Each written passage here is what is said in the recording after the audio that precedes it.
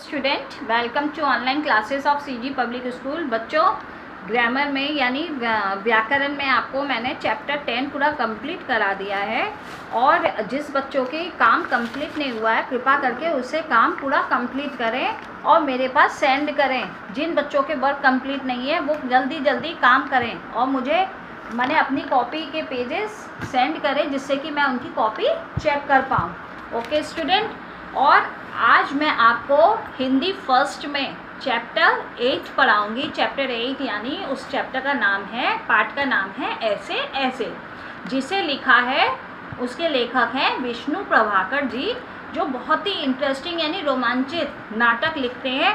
उनकी कहानी बहुत ही रोमांचित होती है और बहुत ही अच्छी होती है, पढ़ने में बहुत ही इंटरेस्ट आता है। ठीक है, इस कहानी में ऐसे ऐसे में देखिए मुख्य पात्र कौन कौन है वो मैं आपको बताती हूँ, और उसके अलावा आपको कहानी का भावार्थ यानी समरी मैं आपको बहुत शॉर्ट रूप में बताऊंगी, जिससे आपको कहानी पूरी समझ आ जाए और आप घर पे इसे पूरा रीड करेंगे। जहाँ आपको ना समझ में आए वो आप मुझसे पूछ सकते हैं। ओके स्टूडेंट, अब मैं आपकी कहानी स्टार्ट करती हूँ। इसके मुख्य पात्र हैं, एक विद्यार्थी है 8 या 9 साल का जो कक्षा 3 में पढ़ता है, उसका नाम है मोहन। ठीक, मेन कैरेक्टर वही है और जो कैरेक्टर उसके चारों तरफ घूमते हैं। मेन कैरेक्टर मोहन है और मोहन के दूसरा कैरेक्टर उसकी माँ का यानी मोहन की माँ, तीसरा उसके पिताजी, और एक पड़ोस में रहने वाले दीनानाथ जिसका नाम है वैद्य जी हैं, डॉक्टर हैं, और एक पड़ोसन भी है लेकिन उसका नाम यहाँ पर उजागर नहीं है, खाली उसे पड़ोसन कहा गया है। और लास्ट में बहुत ही इंटरेस्टेड एक मास्टर जी हैं जो उसके स्कूल के हैं। ठीक है, ये उनके कैरेक्टर हो गए। अब कहानी यहाँ शुरू होती है कि मोहन स्कूल में क्लास 3 में पढ़ता है। अब मोहन की गर्मियों की छुट्टी ख़त्म हो गई, कोई भी छुट्टी थी वो ख़त्म हो रही है, दूसरे दिन उसका स्कूल स्टार्ट होने वाला है। तो वो एक दिन पहले अपने पिता के साथ केला और सेब नाश्ते में खाकर अपने पिता के दफ्तर जा रहा था। अब दफ्तर जाते जाते उसको क्या हुआ, बस में चढ़ा भी नहीं कि उससे पहले ही उसने अपने पिता से कहा कि उसके पेट में ऐसे ऐसे कुछ हो रहा है। अब उसके पिता ने कई बार पूछा लेकिन वो बच्चा बताया नहीं, ये उसने कहा कि ऐसे ऐसे हो रहा है। उसके पिता ने पूछा दर्द हो रहा है या कब्ज हो गई या कोई प्रॉब्लम क्रिएट हो रही है, लेकिन उस बच्चे को क्या समझ, उसने कहा कि ऐसे ऐसे हो रहा है। अब वो उसके पिता दफ्तर नहीं ले जाके सीधे घर आ गए। घर पे आ गए, तख्त पड़े रहते हैं, जैसे माने इनके घर पे तख्त थे, तो उस तख्त पे उस बच्चे को लेटा देते हैं। लेटाने के बाद में अब माँ तो होती ही है, माँ का हृदय होता है। माँ ने जब देखा कि बच्चे के पेट में दर्द हो रहा है या कुछ हो रहा है, उसके पूछने पर ऐसे ऐसे कह रहा है, तो वो उसके लिए गर्म पानी की बोतल यानी गर्म पानी भर के बोतल में उसके पेट में लगाने के लिए ले आई। अम्मा उसे बड़ा पुचकार के कहती है बेटा सही हो जाएगा। फिर अपने मोहन के पिता से भी कहती है डॉक्टर को बुलाओ, वैद्य जी को बुलाओ।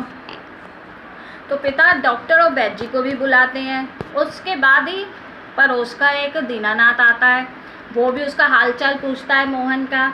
तो मोहन के हालचाल पूछने पे उन्होंने ये कहा कि इसके पेट में ऐसे ऐसे हो रहा है।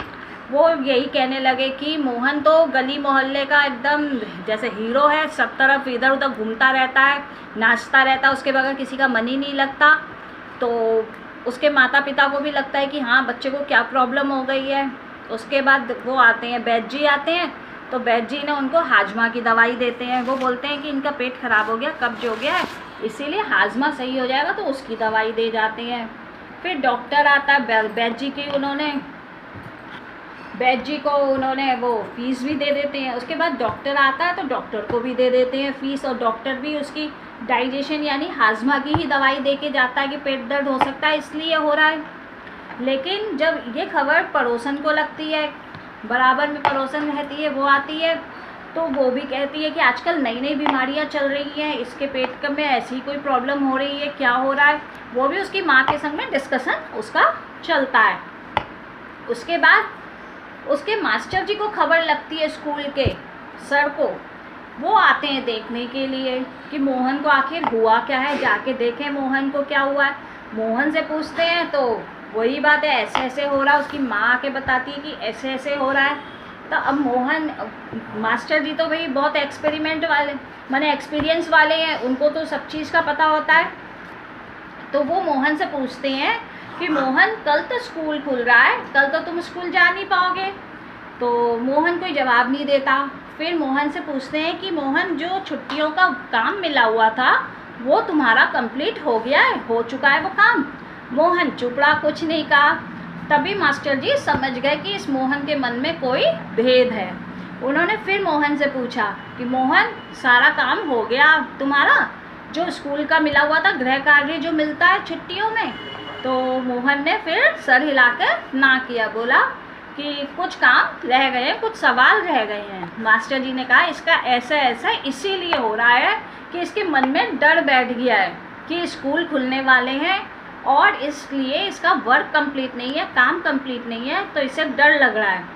इसीलिए मोहन से वो कहते हैं कि तुम 2 दिन स्कूल मत आना, 2 दिन की और छुट्टी ले लो और उसमें तुम अपना पूरा काम कंप्लीट कर लेना, वर्क कंप्लीट करना जब तुम स्कूल आना। जब मोहन की माँ को मास्टर जी बताते हैं कि मोहन का ये सिर्फ एक डर है, भय है कि स्कूल खुलने वाला है, इसीलिए उसके पेट में ऐसे ऐसे हो रहा है और इसका वर्क कंप्लीट नहीं है।